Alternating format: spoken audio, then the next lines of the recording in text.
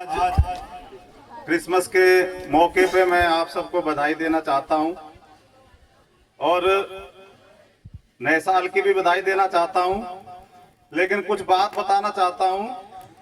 वचन से नहीं बताऊंगा, वचन से तो बोर हो जाते हैं जल्दी, ठीक है, लेकिन होगी वचन की। हालेलुया।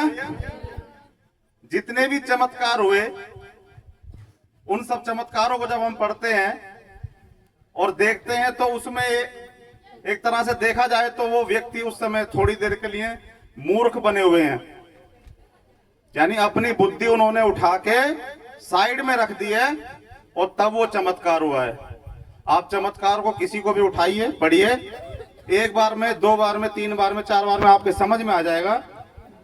काना का विवाह सब जानते हैं, हाथ खड़ा करेंगे। एक मिनट, बाहर जो टेंट के बाहर है वो भी सुन ले, ठीक है, 5 मिनट बोलूंगा बस। काना का विवाह सब जानते हैं? कोई ऐसा है जो ये कह दे मैं नहीं जानता? तो मैं अभी बता दूंगा, बाकी मेरे हिसाब से सब जानते होंगे।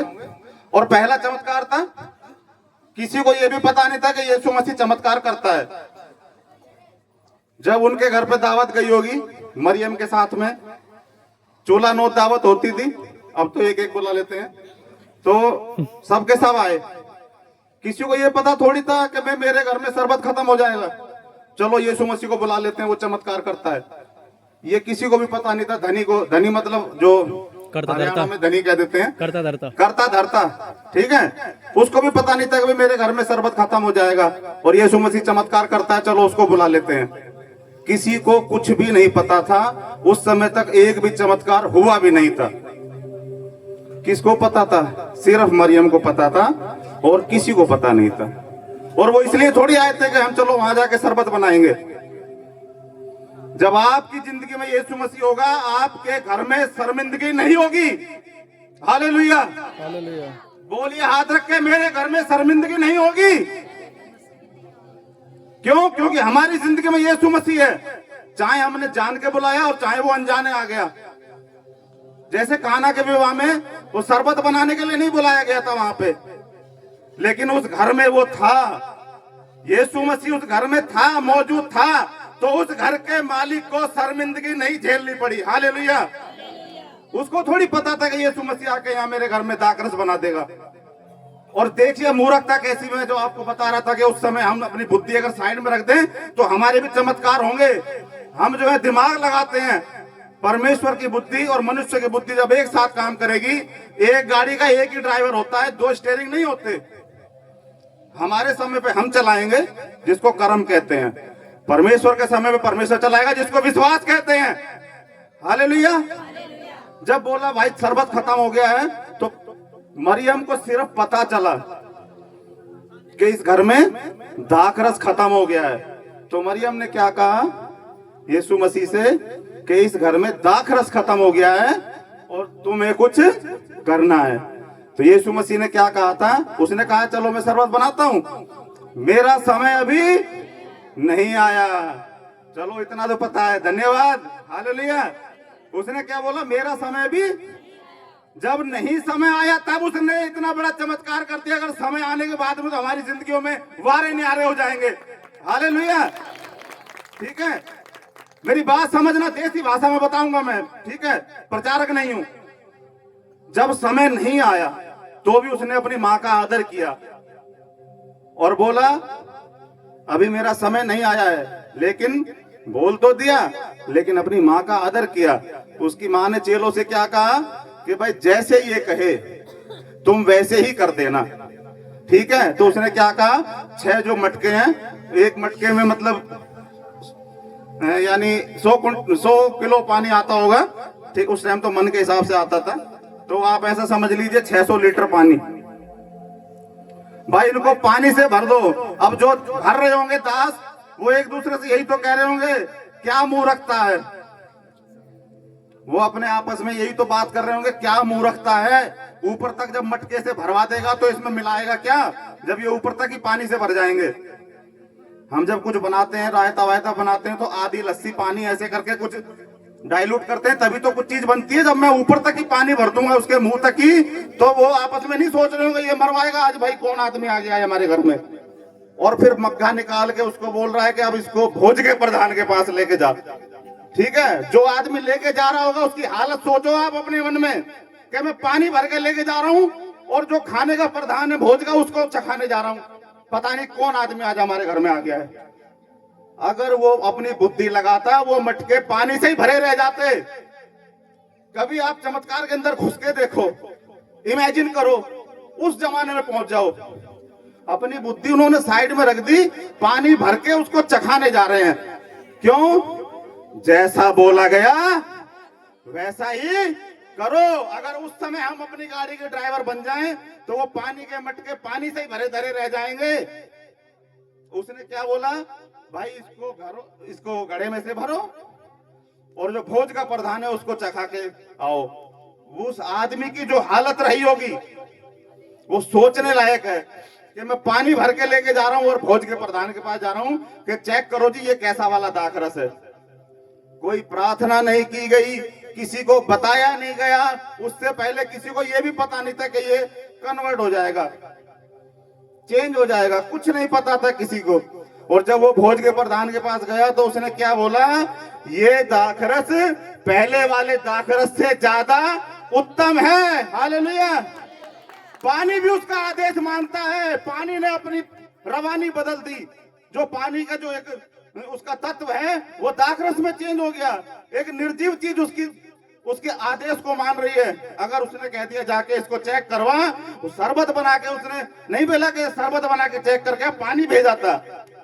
जब हम अपनी बुद्धि साइड में रख देंगे, हमेशा नहीं, जब विश्वास की बात आएगी तो हमें अपनी बुद्धि साइड में रखनी है। ये नहीं कि हम अपना काम जो करते हैं वो तो बुद्धि से ही करना है, लेकिन जब विश्वास की बात आएगी तो जैसा हमें बोला गया है वैसा हम करेंगे तो बड़े चमत्कारों को देखेंगे।